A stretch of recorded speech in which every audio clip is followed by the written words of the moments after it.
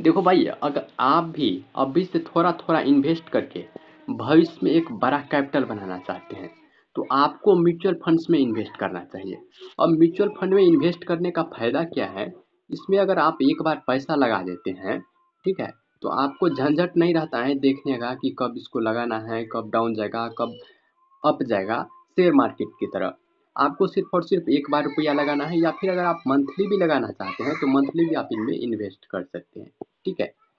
तो देखो, आज मैं आपको एक ऐसे म्यूचुअल फंड्स बताऊँगा जिसमें अगर आप इन्वेस्ट करते हैं सिर्फ़ और सिर्फ़ 50,000 रुपये, तो आपको भविष्य में 4 करोड़ मिलने वाला है, ठीक है? अभी मैं आपको लाइव प्रूफ़ दिखाऊँगा कि आपको कैसे मिलेगा, और वो फंड्स के नाम भी बताऊँगा, ठीक है? वो फंड का डिटेल में बताऊँगा। तो देखो, अगर आप सिर्फ़ और सिर्फ़ 50,000 रुपये जमा करते हैं, सिर्फ़ और सिर्फ़ 50,000 रुपये, कितने दिन के लिए आपको जमा करना है? तो 20 साल के लिए जमा करना है। तो आपको 43 लाख रुपया मिलेगा, ठीक है? सिर्फ़ और सिर्फ़ 20 साल में। सोचो कि 50,000 के बदले आपको 43 लाख रुपया मिल रहा है, कितना बड़ा है। अगर आप समय को इसको बढ़ा देते हैं, यानी कि 25 साल कर देते हैं, तो 25 साल में जो आपका रिटर्न मिलेगा सिर्फ़ और सिर्फ़ 50,000 रुपये का, 1 करोड़ 32 लाख रुपया। 50,000 रुपये आपने लगाया और 1 करोड़ 32 लाख रुपया आपको मिल रहा है। कितना बड़ा अमाउंट है, सिर्फ़ और सिर्फ़ 50,000 में। तो अगर आप देखें, यहाँ पर अगर 30 साल के लिए लगा देते हैं, तो आपको सीधा 4 करोड़ मिलने वाला है। ये बहुत बड़ी रकम है सिर्फ़ और सिर्फ़ 50,000 में। देखो, अभी के टाइम में आपका अगर एज 20 साल या फिर 30 साल भी है, और अगर आप 30 साल के लगा देते हैं, तो 60 साल लगभग आपका उम्र है। 60 साल में अगर आप रहेंगे, तो 4 करोड़ का मालिक आप बनेंगे, ठीक है? तो देखो, ये फंड्स कौन-सा है, चलो जानते हैं। देखो, फंड्स का नाम है बड़ौदा बीएनपी परिवार स्मॉल कैप फंड्स, ठीक है? ये फंड्स अगर ऑल टाइम की बात करें, तो 39.59% का रिटर्न दिया है। ठीक है? और हम इसमें से रिटर्न कितना मान रहे हैं कि सिर्फ़ और सिर्फ़ हमें 25% चाहिए। अभी जो मैंने आपको बताया कि 30 साल में आपको 4 करोड़ मिलेगा, सिर्फ़ और सिर्फ़ 25% से मैंने आपको बताया। अगर मान लो कि अगर ये इतना दे दिया, ठीक है? 30 भी दे दिया, तो आपको कितना होगा? 4 करोड़ से भी ज़्यादा हो जाएगा, ठीक है? लेकिन स्मॉल कैप है, तो इसमें रिस्क बहुत ज़्यादा है। रिस्क बहुत ज़्यादा है, इसका मतलब ये हुआ कि आपका पैसा डूबेगा नहीं।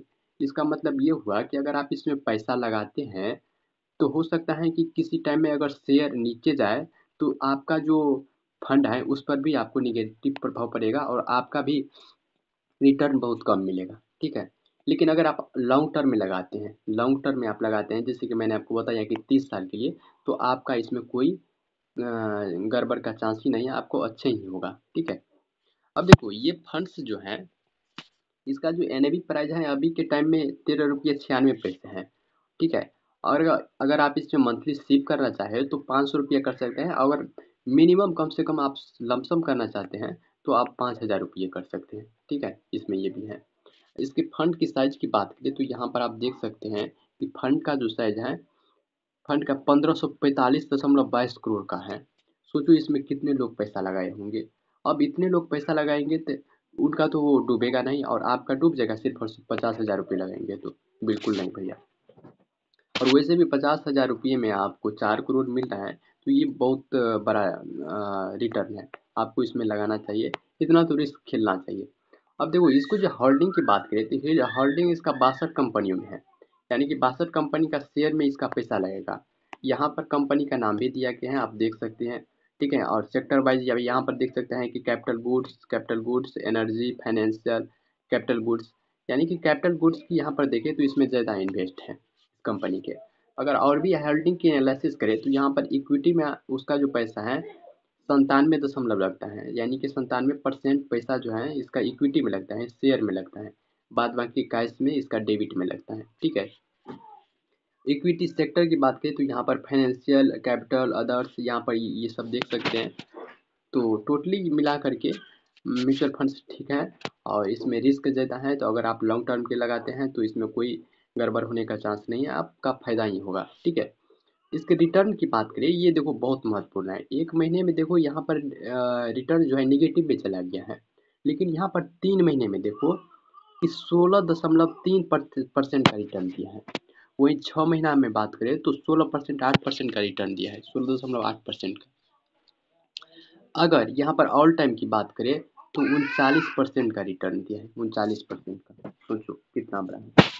अब इसमें जो सबसे महत्वपूर्ण बात है, एक्सपेंस रेशियो और एग्जिट लॉस। किसी भी म्यूचुअल फंड्स में आपको पैसा लगाने से पहले आपको ये देखना बहुत ज़रूरी हो जाता है। देखो एक्सपेंस रेशियो क्या होता है कि अगर आप जब भी इसमें पैसा लगाएंगे तो इसका मेंटेनेंस चार्ज कुछ लेता है। जिस भी कंपनी में आप पैसा लगाएंगे तो उसका कुछ मेंटेनेंस चार्ज लगता है। जैसे कि आप कोई बैंक में पैसा जमा करते हैं तो बैंक उसका मेंटेनेंस चार्ज लेता है, ठीक है। तो उसी प्रकार से इसमें जो मेंटेनेंस चार्ज है बहुत कम है, 0.50% है इसका मेंटेनेंस चार्ज। इसके बाद जो एग्जिट लॉट की बात करें तो एग्जिट लॉट देखो इसमें 10% है सिर्फ और सिर्फ, ठीक है। और इसका जो स्टाम्प ड्यूटी है ये भी एक प्रकार का मेंटेनेंस चार्ज होता है। तो ये भी बहुत कम है, 0.005% है। सोचो कितना है कम। और टैक्स की बात करें तो यहाँ पर आप देख ही सकते हैं कि आपको जो नया टैक्स वाला नियम है उस हिसाब से अगर आप पैसा निकालेंगे तो उसमें आपका पैसा कटेगा, ठीक है। तो उससे 12% आपको कटेगा। तो अगर आप 4 करोड़ अगर रुपया आपको फाइनल में मिलता है और इसमें से अगर 12% हटा ही देते हैं तो आपको सोचो कितना रुपया मिलता है फिर भी। तो म्यूचुअल फंड्स बहुत बढ़िया है, आप इसमें इन्वेस्ट कर सकते हैं।